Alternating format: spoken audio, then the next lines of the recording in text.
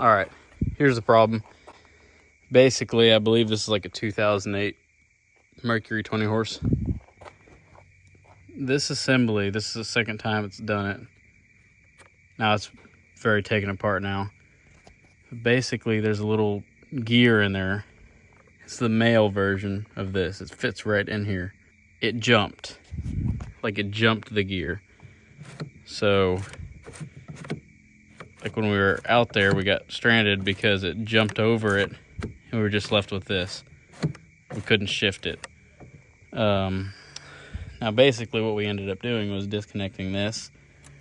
And we were able to get up and shift it manually. That's the shifter right there. You can see how it shifts whenever I neutral, reverse. Basically, I've messed with this and taken this apart 10 times and put it all back together.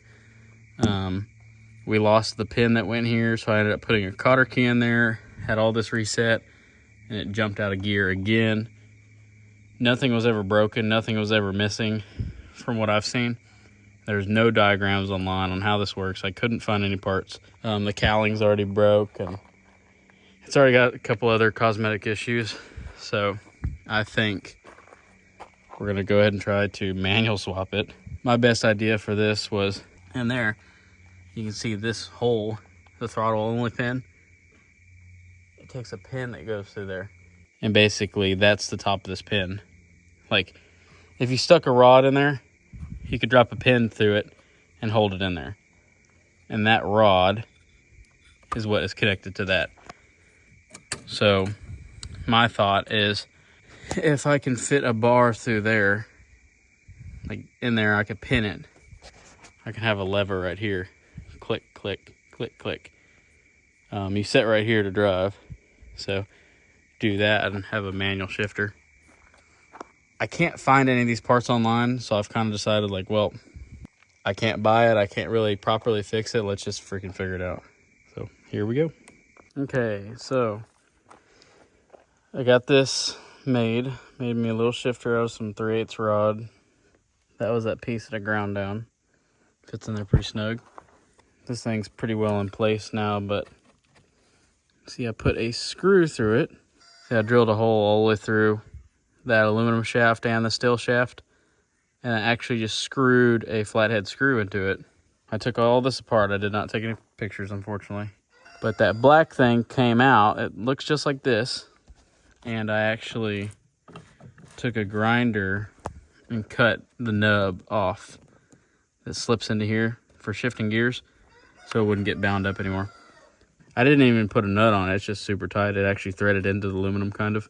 The bolt, whenever I put it all together, it's just going to live in that little shift housing right there, which is okay. I mean, it don't really matter. It don't really do anything anymore, but that's reverse, neutral, drive.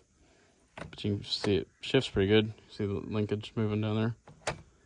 It's all set up nice. I got the throttle rewrapped, which I'm not sure exactly how good this is going to work, but I mean, this is very confusing. I don't know why they made it this way. I don't know why it wasn't just a solid, and whenever you turned it, you know, it'd go vroom vroom, but it spins. This is how mine's wound. It's one there and then one somewhere. I don't even know where the other one is at, but tensioned in there. That's what my tensioners look like. I don't think it matters which cable goes where. It's just a continuous loop. But yeah. Also, if you break your little thing off back here, I just took a piece of channel iron and beat it out until I got that shape, and then did that. So your little thing can go back on. But yeah, we'll see how it runs. We just gotta put it back together now. All right, shifter is complete. I believe that's reverse, neutral, and drive.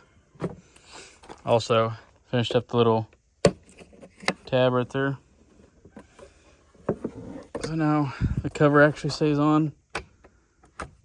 This thing's a little annoying up here. That's what makes it start in neutral. You can disconnect it there, but I figured it's safest to just leave it on. That's why it's a little bit spongy. It's trying to pull that stupid little spring around, but yep. Goes through there.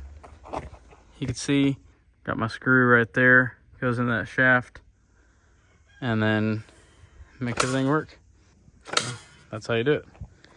I'll show you a running video.